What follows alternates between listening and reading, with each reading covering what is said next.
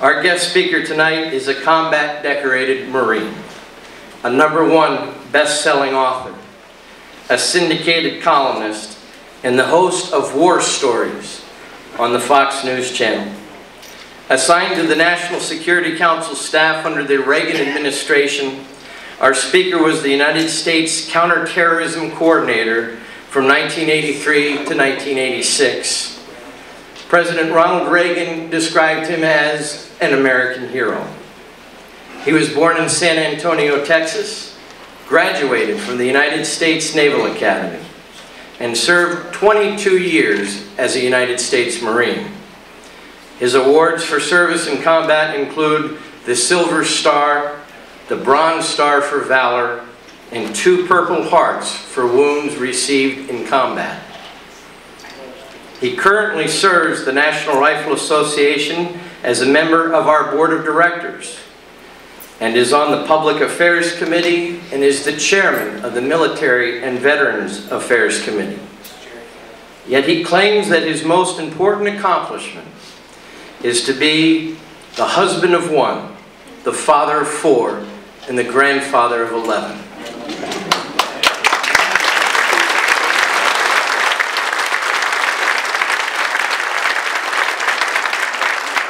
Ladies and gentlemen, it is our distinct privilege to welcome Colonel Oliver North.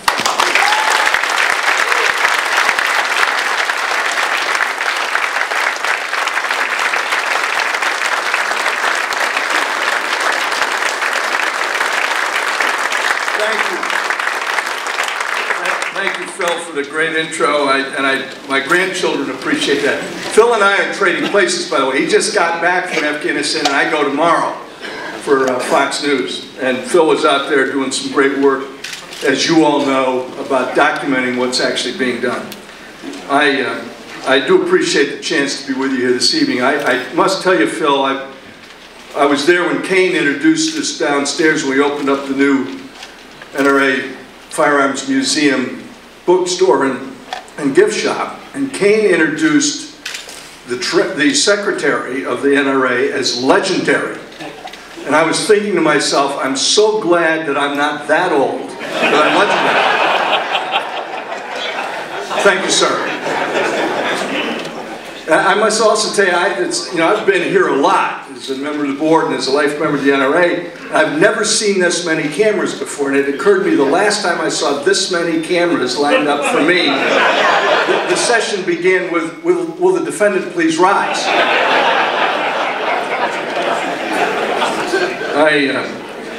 I must tell you, thank you, Phil.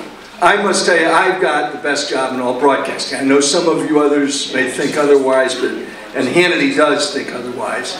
But the reality of it is, my only beat for Fox News is soldiers, sailors, airmen, guardsmen, and Marines. That's all I cover for Fox News. I also get to keep company with other kinds of heroes, but that's what, when I get asked, what is it you really do at Fox News? It's, I keep company with heroes. I've broken the thing. Ah, George Patton. Oh, you know what I did? I put the, you need to move this thing. Is this Jim's? I'm with you. I pushed the wrong button. Is that what you're telling me I pushed it? Shall we start over for the benefit of the cameras? Wait, this is live on Fox News. How do I back it up? I'm not ready for that yet. No, backwards. It won't go backwards. I did this without even knowing I'd done this. Now you can imagine how bad it is for the technical folks at Fox News Channel when I'm on the air. This must be run by the government. We're that close to Washington. It affects everything.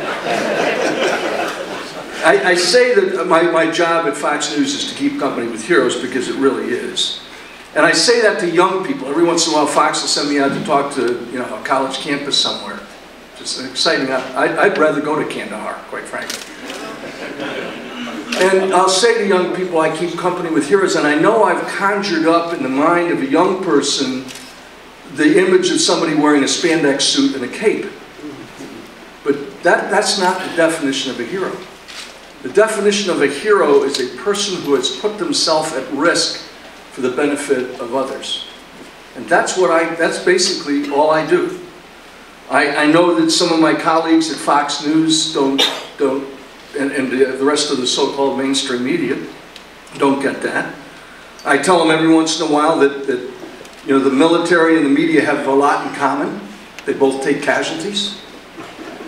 They do. I mean, in the military, we all know what that is. In the media, it's when they fall off their egos and land on their IQs. You know, both the military and the media rely on feedback. In the military, the feedback is the enemy advancing, or are they in the wire? Or are they retreating? That's feedback. The effectiveness of what you do. The effectiveness of what we do in broadcasting, in the media more broadly, is measured by whether people buy your books, or whether people watch your shows, or whether they listen to you on the radio. It's all called ratings. We also get our feedback now, most of the time, literally by email. I mean, we actually look at this stuff that comes in. I brought with me one of the emails I received while I was covering the troops overseas. I was on a rooftop in Ramadi, Iraq. I was on with Hannity and Colmes. That's 4 in the morning out there. We'd fed them the gunfight. I'm standing next to one of those who's been in the gunfight, and I've said on the air, ground combat is the worst experience a human being can have. And Alan Colmes actually debated me about it, as though he knew something about it. And so, in the aftermath of this, and there I'm standing like right next to one of these young, hard-charging Americans who had been in that gunfight. And right afterwards, we go cold on the show, but we keep the satellite up, and I start seeing the emails that are coming in from people who are watching that segment. This is an actual, honest, this is feedback in the media. Quote, Colonel North, on tonight's Hannity and Colmes, you said, ground combat is the worst experience a human can have. This is not true. The worst experience any human can have is spending time with my mother-in-law. My best friend spent, my best friend spent 2 years in Iraq, did a tour of duty in Afghanistan. He lost his right hand in Fallujah. He's met my mother-in-law. I just called him. He agrees with me, says it's not even a close call, Jim in San Diego. That's feedback in the media. Now there's a sight picture for you. Major Land.